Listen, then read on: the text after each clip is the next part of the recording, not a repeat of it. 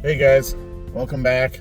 This is going to be a quick reaction to RolyPolyOllie's reaction of Voyager. 2 episodes. It was Phage and why can't I think of the second episode now? I just watched it. I think it's The Cloud is what it's called. So it's still pretty early in Voyager. He seemed like he kind of enjoyed Phage. I enjoy that it's like, kind of the mystery element, a little bit of horror element. I always liked the Vidians, but it seemed like he was kind of so-so on enjoying it, whatever. Watching him watch it, like, it's cool to see him, gradually warming up to certain characters, getting more familiar with the cast and the crew and stuff, and I'm very curious to, like, by the end of season 1, let's say, how he feels going into season 2, stuff like that. And so I think that will be cool to see as he, starts seeing more of these episodes. I realize a lot of these first season ones aren't maybe the strongest in the series, but I think a lot of them are pretty good and stand on their own 2 feet pretty well.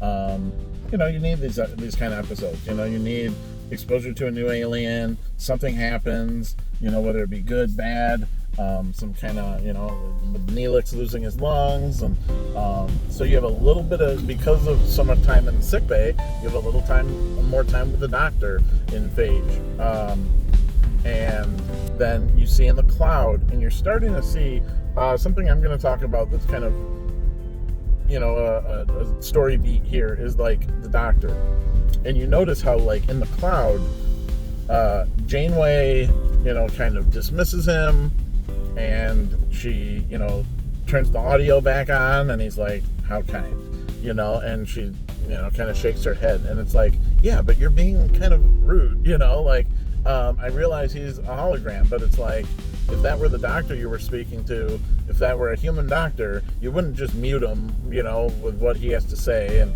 stuff like that. So a lot of that goes into play. Kes first starts in these 2 episodes. Kes starts to kind of throw about the idea of becoming possibly an assistant to the doctor. So you have her, like, medical curiosity and stuff like that start to come into play, with her talking to the doctor and getting to know the doctor a lot more, with Neelix being in the sick bay.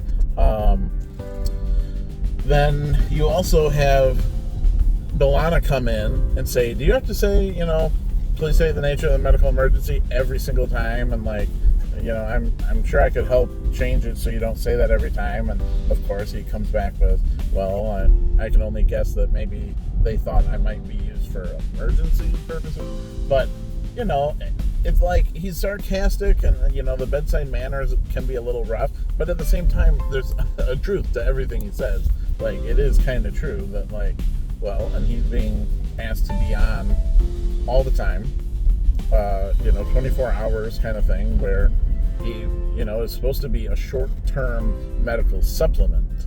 And so it's basically putting kind of a lot of stress on his stuff, his subroutines, and he has to kind of, push comes to shove, grow kind of quick. So I think that's the biggest takeaway I took from these 2 episodes is doctor kind of stuff. And his story arc throughout the show is a huge, there's a lot of little seeds here early on that when you watch this show, pay attention to.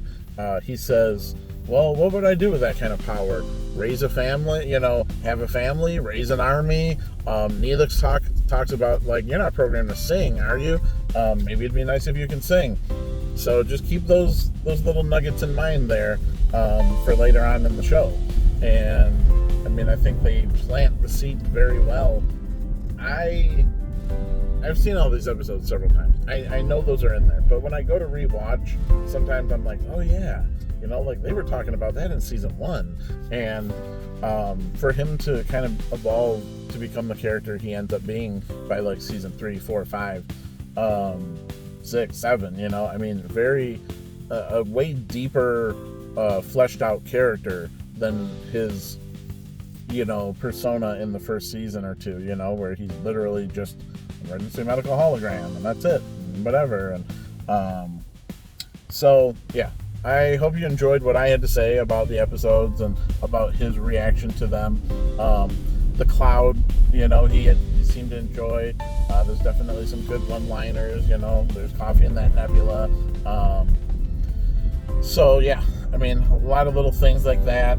And there's Neelix flipping out, and then he becomes the morale officer. It's like he's all ready to storm down there and whatever, and he does at one point.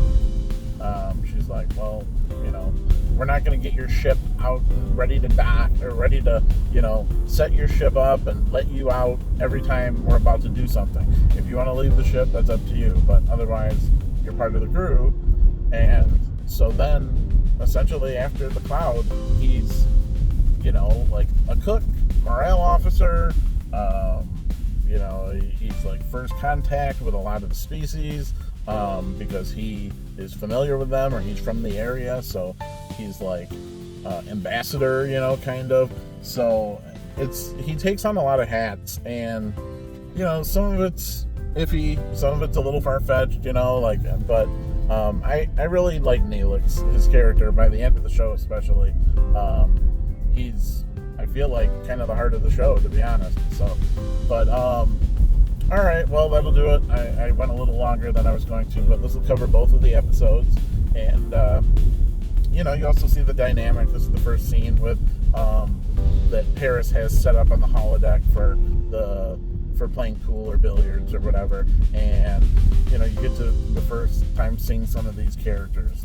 The pool shark guy who ate the raisins, the Kramer, the guy who played Kramer in the pilot of Jerry in Seinfeld, that actor. And you have the girl who whatever, and you have the lady, the older barmaid lady, and the hustler guy, or the